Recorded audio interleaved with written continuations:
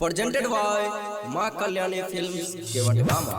प्रेम से बोलिए सरस्वती मैया की जय।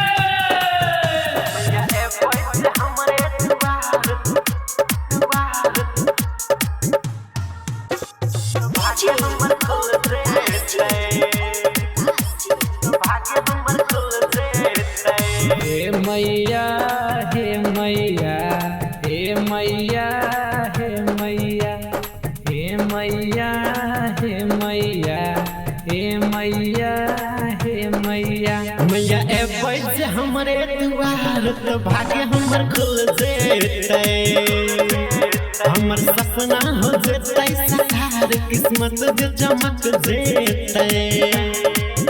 मैया एबै से हमरे द्वार तो भाग्य हमर खुल जेतै, हमर सपना हो जेतै साकार, किस्मत जे चमक जेतै।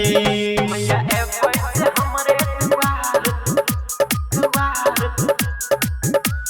भाग्य हमर खुल जेतै, तो भाग्य हमर खुल जेतै।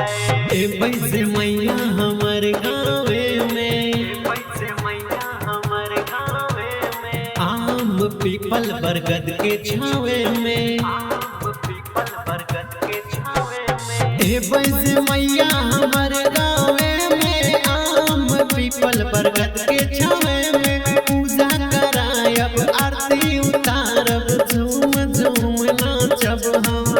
मैया एबै से हमरे द्वार तो भाग्य हमर खुल जेतै, हमर सपना हो जेतै साकार, किस्मत जे चमक जेतै। मैया एबै से हमरे द्वार तो भाग्य हमर खुल जेतै, तो भाग्य हमर खुल जेतै।